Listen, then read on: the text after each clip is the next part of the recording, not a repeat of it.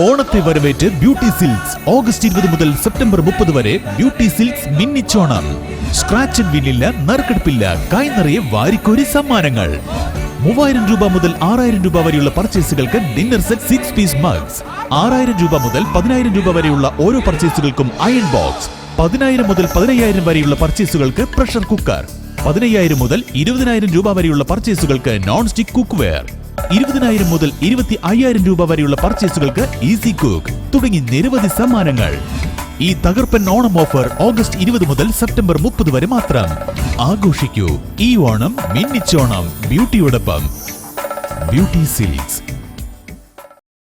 RSS general സെക്രട്ടറിയുമായി കൂടിക്കാഴ്ച നടത്തിയെന്ന് സംബന്ധിച്ച് ADGP MR അജിത് കുമാർ മുഖ്യമന്ത്രിയുടെ ഓഫീസ് കാര്യങ്ങൾ തിരക്കിയപ്പോഴാണ് കൂടിക്കാഴ്ച അജിത് കുമാർ സമ്മതിച്ചത്.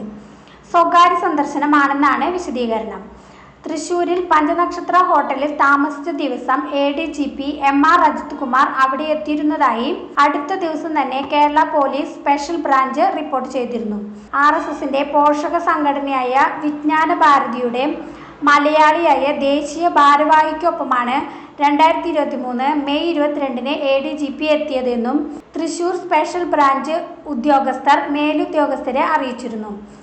ക്രമസമാധാന ചുമതലയുള്ള ADGP ആയതിനാൽ അജിത് കുമാറിന്റെ വാഹനത്തിന്റെ ലോഗ് ബുക്ക് പരിശോധിച്ചാൽ എവിടെയെല്ലാം പോയെന്നു വ്യക്തമാകും.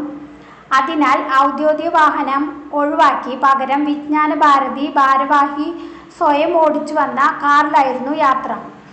ഹോട്ടലിന് മുന്നിലെ ആ ദിവസത്തെ CCTV ദൃശ്യങ്ങൾ പരിശോധിച്ചാൽ ഇക്കാര്യം വ്യക്തമാകുമെന്ന് പോലീസ് ഉന്നതർ പറയുന്നു. സ്പെഷ്യൽ ബ്രാഞ്ച് റിപ്പോർട്ട് അടുത്ത ദിവസം തന്നെ മേലുദ്യോഗസ്ഥർ വഴി പോലീസ് മേധാവിക്കും ഇന്റലിജൻസ് മേധാവിക്കും ലഭിച്ചിരുന്നു.